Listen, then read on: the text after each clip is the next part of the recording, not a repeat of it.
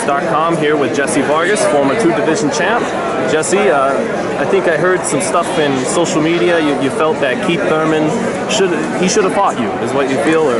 Well, not he should have fought me, but I mean, once you go as far as to trying and diminishing someone's talent or just putting someone down, you know, when it comes to their talent and their profession, and then later you come to say, so for example, you said that I was a tuna fight, I was an easy fight, and then later he comes out to say, no, you know what, I want an easier fight, you know, I'm not fighting any champions, any former world champions, and he refuses to fight me. You know, it's just, after you talk so much, you know, and then all of a sudden you don't want to fight. It just seemed, I didn't respect that, you know, I didn't like that decision from him. I mean, he could fight anyone who he wanted, you know, but once he opened his mouth and then said that I was an easy fight, and then later said he wants an easier fight, it just doesn't make sense. You get what I'm saying? I was just looking forward to proving him wrong and to showing him who I was, and I guess that someone must have told him, or he must have really realized that I was a real fight. You know, and I am amongst the best. It's the reason why I'm ranked number 3 by WBC in the world. And you know, but if it's not with him, then I'll just fight. You know, I'll fight one of the guys in the top 10. You know, as everyone knows, I always come to give the fans entertainment.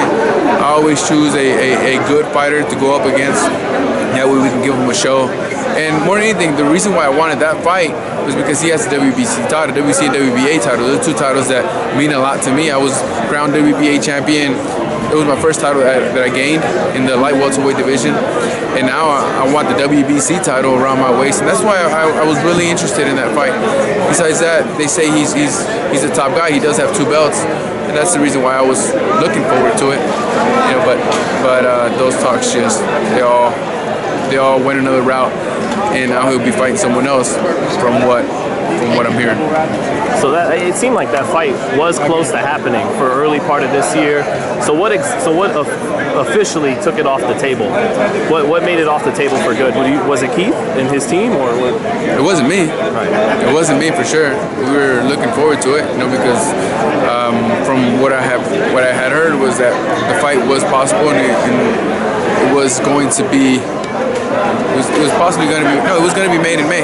It's just, that's what I was hearing. I mean, keep in mind that the reason why I took up a fight in December was because I was looking forward to fighting KEITH early this year. But he had an injury, and he wasn't ready and capable to fight early this year. We said, okay, you know what? We can either wait for him or take another fight. So that's when I took on a fight, December 15th, against Aaron Herrera in Lancaster, California. You know, my advisors told me it was the best route to take, so that's what we did. And then later, we're still waiting for him, and now he says that he doesn't want to fight me. So it's just, I mean, what can we do? You know, you can only push a fighter so much. So I guess now we just look into other fights, and we hope to be fighting someone in the top 10. Do you feel where KEITH's coming from in what he's doing with his career, or do you feel like it's unbecoming of a unified champion and it should be criticized? Man, I mean, if you ask me, you know, like once you're a champion, you have to go up against the top guys in the division, at least the top 10.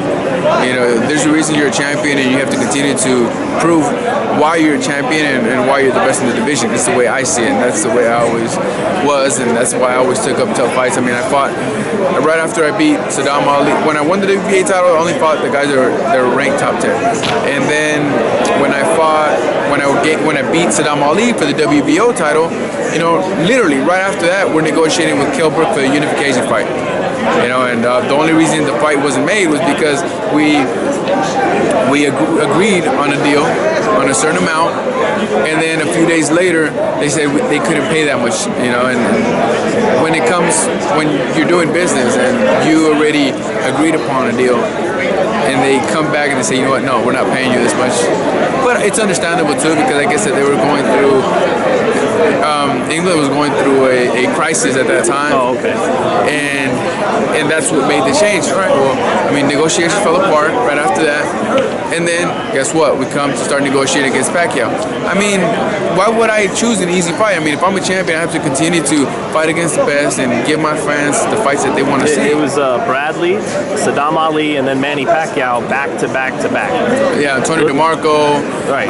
Then I fought 2 undefeated Russians that were, one of them was a champion, the other one was ranked, he was ranked in the top 10, I believe. And you know, it's just, those are the fights that I take. You know, I don't like taking easy fights. I like taking fights that are going to be entertaining for the fans. You know, not just a one round knockout or 2 round knockout. You know, but not everyone has the same mindset. You know, I'm just this. I guess that's what separates me from a lot. You know, or maybe maybe boxing has changed. You know, maybe some fighters are just looking at it from the business aspect and just want easy fights. But at the end of the day, you know, I'll remain the same, and I look forward to fighting soon. Hopefully we can get a fight in May, and I give the fans what they want to see. Hey, thanks, Jesse, for the update. We hope to see you in May, if not sooner. All right, thanks, man. Thanks, Jesse. All right.